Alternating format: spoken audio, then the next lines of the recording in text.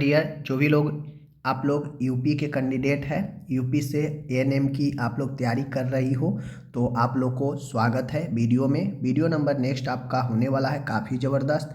आप लोग बहुत सारे वीडियो मैं 50-55 के आसपास वीडियो कर चुका हूँ, नहीं देखे हैं तो जाकर देखिए। यूपी एसएससी करके आपका एएनएम जो 5272 पोस्ट आया है, उसके लिए हम लोग कंटिन्यू वीडियो कर रहे हैं।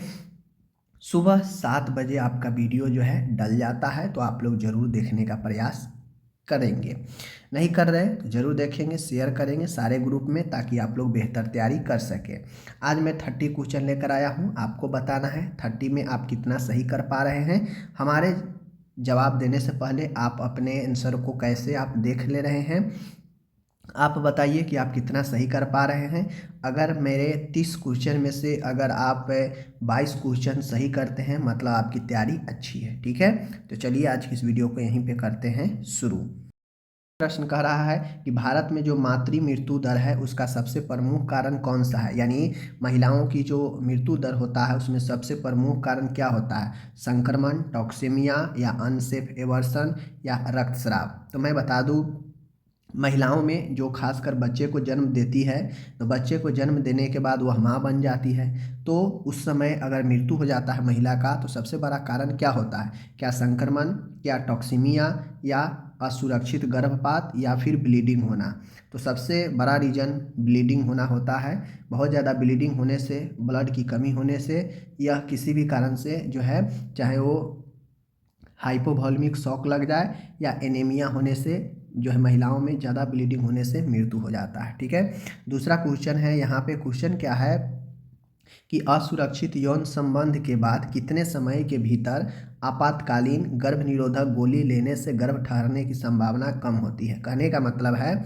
अगर बिना किसी सुरक्षा कवच के अगर आप अनप्रोटेक्टेड संबंध बनाते हैं, कोई महिला पुरुष है या हस्बैंड वाइफ है, ठीक है, और वह असुरक्षित यौन संबंध बनाते हैं, तो अगर वह गर्भ से बचना चाहते हैं तो इमरजेंसी में कितने समय में जो है दवाई लेना पड़ेगा असुरक्षित यौन संबंध बनाने के बाद। ठीक है, मान के कोई पुरुष महिला है, वह असुरक्षित यौन संबंध बना लिया, ठीक है, मतलब बिना किसी यूज की चीज़ का यूज किए हुए, तो वह कितने यौन संबंध बनाने के कितने दिन समय तक अगर वह आपातकालीन गर्भ निरोधक गोली लेंगे तो वह गर्भ ठहरने की संभावना कम होगी। ठीक है ना, 24 घंटे, 48 घंटे, 72 घंटे, 120 घंटे। तो मैं बता दूं, असुरक्षित यौन संबंध बनाने के जो है लगभग 72 से लेकर 120 घंटे के अंदर अगर कोई महिला अगर ये पिल्स लेती है, दवाई लेती है, तो राइट आंसर क्या होगा? Right answer option number C होगा। ठीक है, 72 घंटे। ओके, आगे बढ़ते हैं।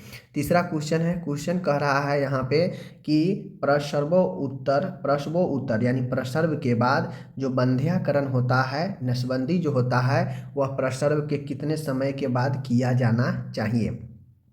तो प्रसव के बाद जो बंध्याकरण, जो नसबंदी होता है, वह प्रसव के कितने समय बाद किया जाना चाहिए? 12 घंटे से 7 दिन, 24 घंटे से 7 दिन, 48 घंटे से 7 दिन, 72 घंटे से 7 दिन। क्या राइट हो?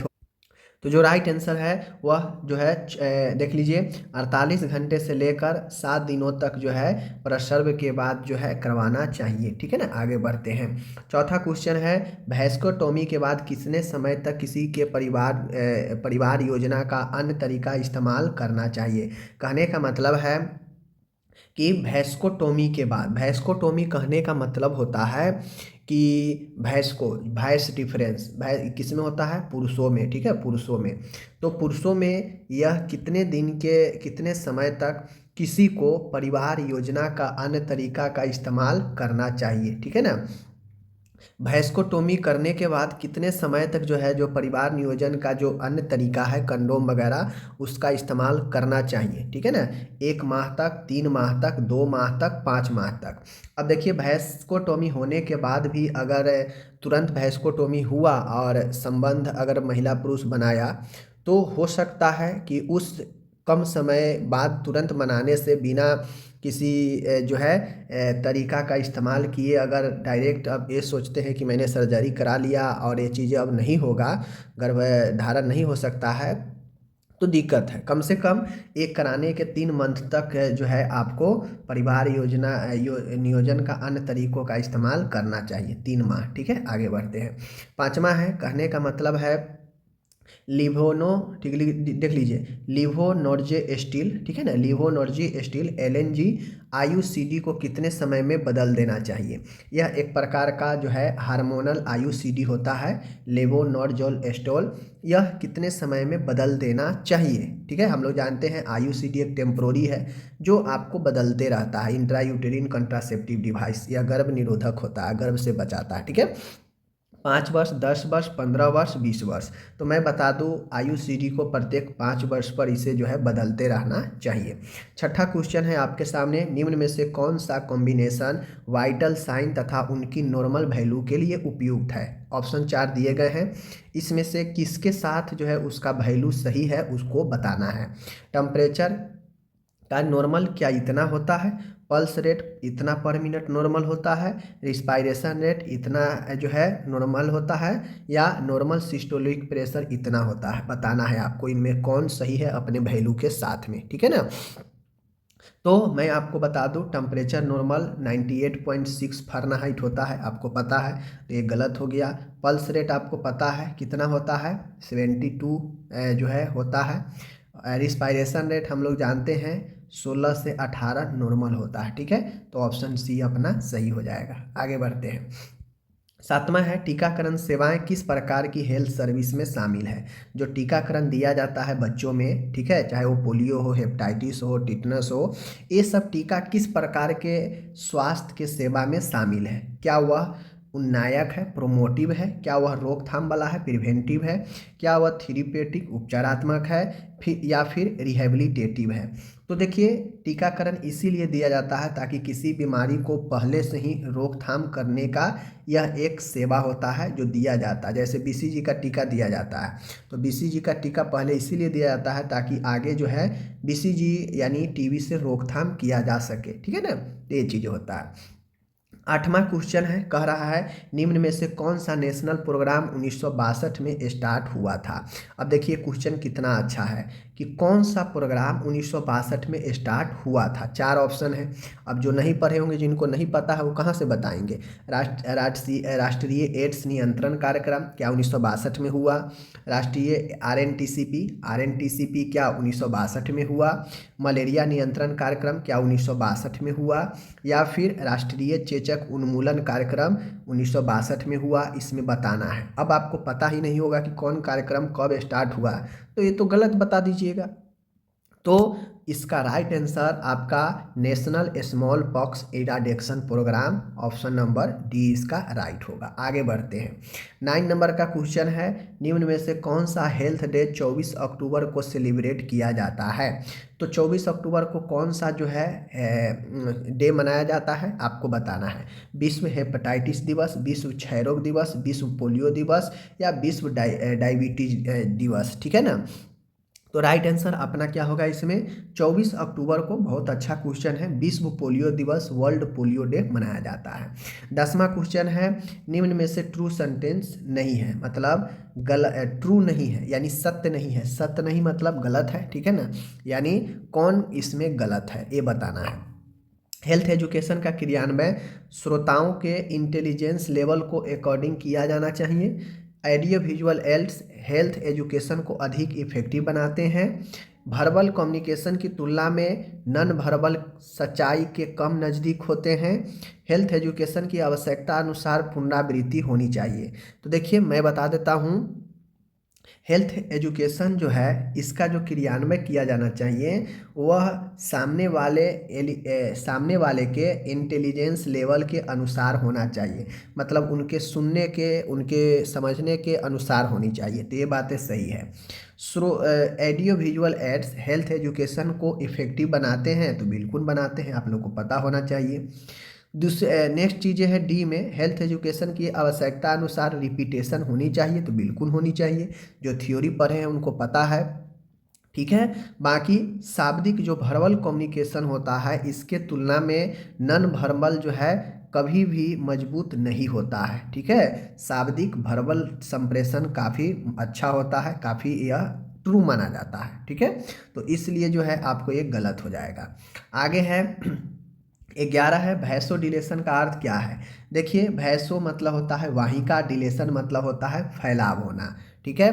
तो राइट आंसर क्या होगा, देख लीजिए, ब्लड वेसल्स का फैलना, ब्लड वेसल्स का सिकुड़ना, गैसीय पदार्थों का अपनी अधिक सांद्रता से कम सांद्रता की ओर गमन करना, उपरोक्त में से कोई नहीं। मैं बता दूं वैसोडिलेशन का अर्थ होता है ब्लड वेसल्स का फैलना, ठीक है, ब्लड वेसल्स का फैलना, डिलेट करना मतलब फैलना। 12 क्वेश्चन है, ह्यूमन बॉडी में पाई जाने वाली जो कोरोनरी धमनी है शरीर के किस पार्ट को रक्त आपूर्ति करती है। मतलब कोरोनरी धमनी जो है यह ब्लड सप्लाई किस भाग को करता है, हृदय को, किडनी को, ब्रेन को, स्टोमो को। तो क्या है इसका राइट आंसर। तो माय डियर मैं बता दूं कोरोनरी आर्टरी आपके बॉडी में हार्ट को जो है ब्लड सप्लाई करता है। ओके आगे बढ़ते हैं 13 क्वेश्चन है, bundle of His, bundle of His नामक संरचना बॉडी के किस पार्ट में पाई जाती है। तो हीज के बंडल, बंडल ऑफ हीज जो है यह बॉडी के किस पार्ट में, हार्ट में, किडनी में, ब्रेन में, स्टोमेक में। तो आपको पता होना चाहिए कि जो बंडल ऑफ हीज होता है यह मसल्स, मांसपेशियों का एक जो है समूह होता है जो आपके हार्ट में करेंट जो होता है, जो विद्युतीय संचार होता है उसको मदद करता है। तो यह हार्ट से रिलेटेड है, ठीक है, बंडल ऑफ हीज। 14 है, अल्फैक्टरी तंत्रिका, घ्राण तंत्रिका के बारे में क्या सही है। क्या यह पहली नर्व है, क्रेनियल नर्व, क्या यह दूसरी है या सातवीं है या 10वीं है।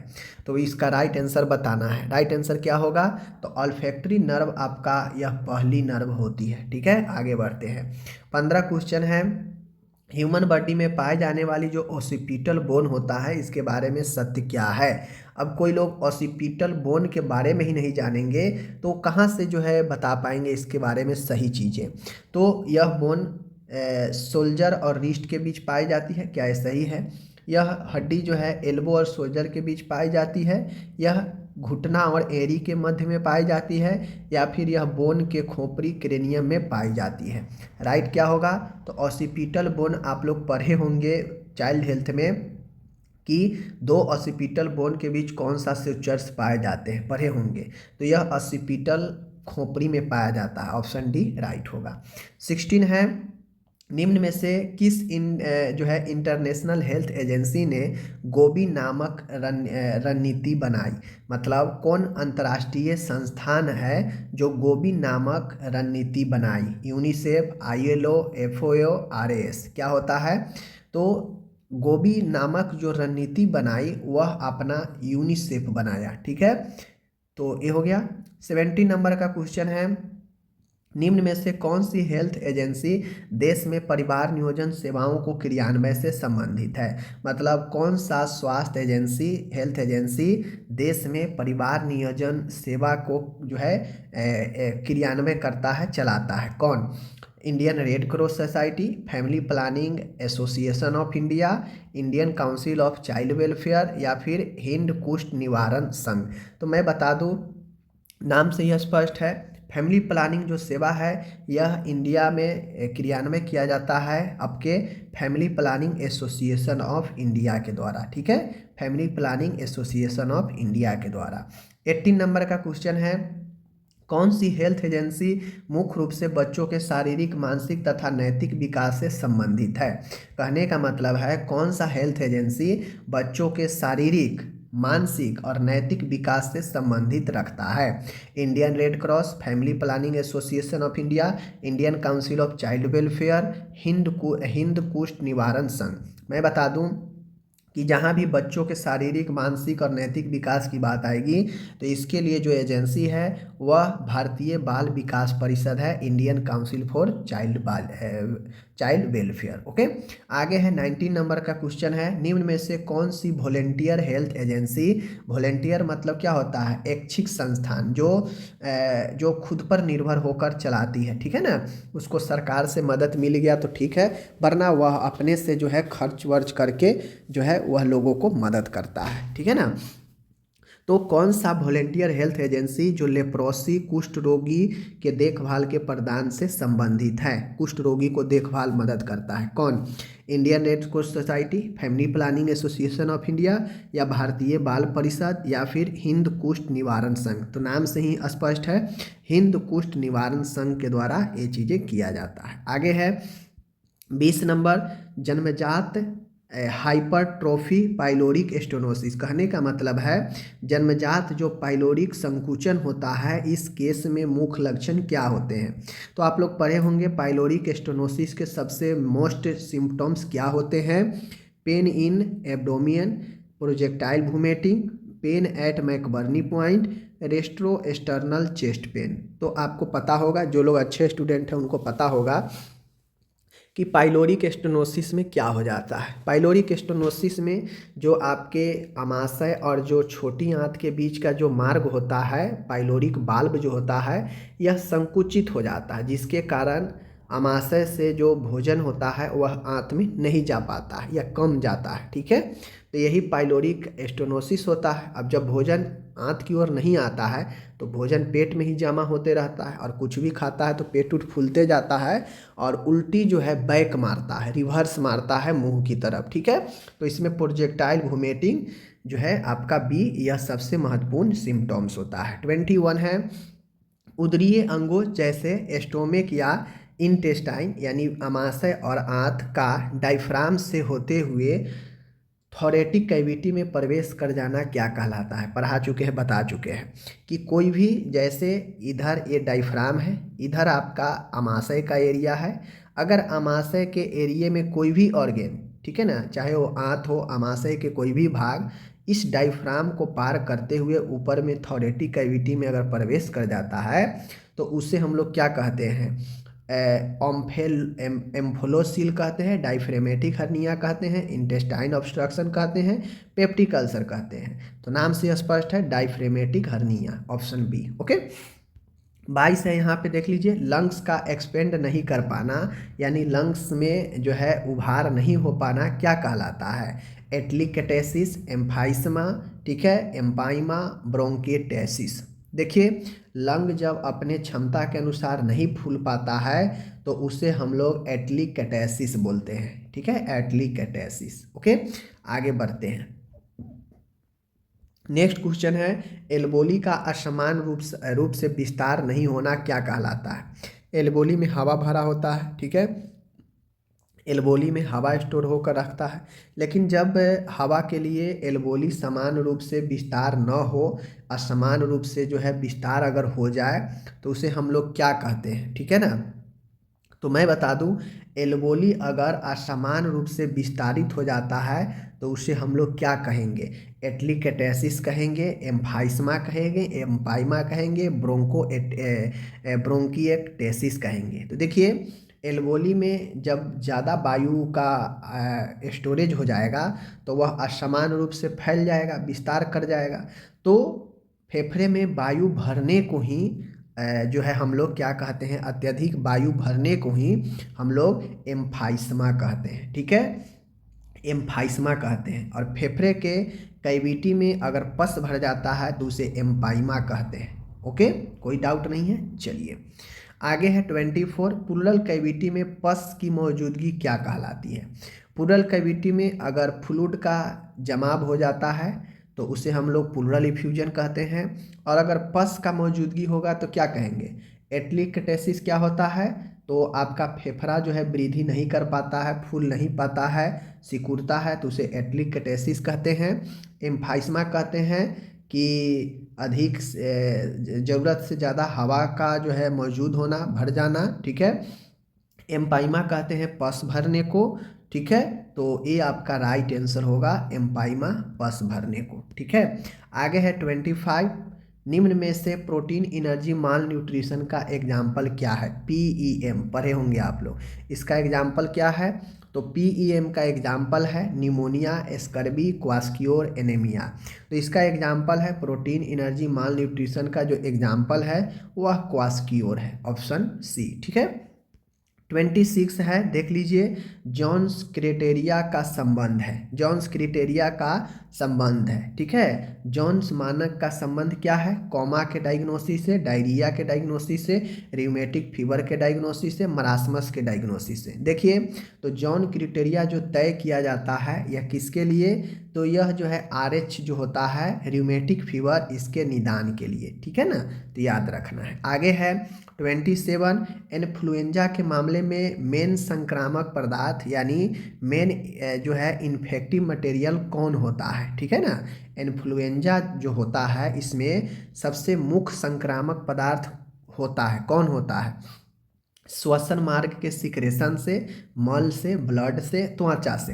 तो इन्फ्लुएंजा जो है सबसे ज़्यादा श्वसन मार्ग के सिक्रेशन से, या छींक हो या फिर आपके बलगम हो, तो इन सब के सिक्रेशन से जो है इन्फ्लुएंजा ज़्यादा संक्रमित होता है। 28 है, निम्न में से इन्फ्लुएंजा का जटिलता क्या है? इन्फ्लुएंजा अगर होता है तो उसका कॉम्प्लिकेशन क्या होगा? निमोनिया, ब्रोंकाइटिस, ओटाइटिस मीडिया या सभी। तो देखिए, इन्फ्लुएंजा जो है यह श्वसन मार्ग से होते हुए यह साइनस को भी प्रभावित करता है, मिडल ईयर को भी प्रभावित करता है, ठीक है, और आपके श्वसन को तो प्रभावित करता ही है। तो इन्फ्लुएंजा में जो है निमोनिया भी होता है, ब्रोंकाइटिस भी होगा, ओटाइटिस भी हो सकता है, इसलिए ऑप्शन डी राइट होगा। ओके, आगे बढ़ते हैं। 29 है, इन्फ्लुएंजा का इंक्यूबेशन पीरियड कितना होता है? यानी इन्फ्लुएंजा होने के बाद व्यक्ति में प्रवेश करने के बाद कितने दिन में जो है यह दिख जाता है इसका लक्षण, अब उद्भवन अवधि? तो 1 से 2 दिन, 8 से 10 दिन, 2 से 3 दिन, 1 से 2 महीने। तो इन्फ्लुएंजा का जो इंक्यूबेशन पीरियड होता है ज़्यादा नहीं होता है, 1 से 2 दिन में आपका इसका लक्षण दिख जाएगा, ठीक है, तो ऑप्शन ए राइट होगा। 30 है, यहाँ पे कह रहा है निम्न में से किस रोग में एक अथवा दोनों पैरोटिड ग्लैंड में पेन एवं स्वेलिंग हो जाती है? तो कौन से एक या दोनों पैरोटिड ग्लैंड में अगर पेन और स्वेलिंग हो जाए तो उसे क्या कहेंगे हम लोग? मम्प्स कहेंगे, ठीक है, एड्स कहेंगे, रूबेला कहेंगे, इंट्रिक फीवर कहेंगे। तो पैरोटिड ग्लैंड, ठीक है ना, पैरोटिड ग्लैंड को हम लोग अगर सूजन और पेन होता है तो उसे मम्प्स यानी गलसुआ के नाम से हम लोग जानते हैं, ठीक है। तो ये हो गया आज का 30 प्रश्न, यहाँ पे मैंने कंप्लीट करा दिया आप सभी के लिए। आप लोग कमेंट करके ईमानदारी पूर्वक बताइएगा 30 में से कितना सही कर पाए, ठीक है। और मैं पहले बता ही दिया कि आपको कितना जो है सही करना है, तो आप उस हिसाब से तय कर लीजिए कि आपकी तैयारी कैसी है, ठीक है। बाकी एक मैं आपको आज टास्क दे रहा हूँ, 30 नंबर का क्वेश्चन यहाँ पे है, निम्न में से किस डिजीज में सेकेंडरी जो है अपॉर्चुनिस्टिक इन्फेक्शन होने की रिस्क बढ़ जाती है? कहने का मतलब है कि किस रोग होने से कोई दूसरा जो है अवसरवादी संक्रमण होने का जो है रिस्क बढ़ जाता है, किस रोग में? 4 ऑप्शन है, मम्प्स में, एड्स में, रूबेला में, एंट्रिक फीवर में।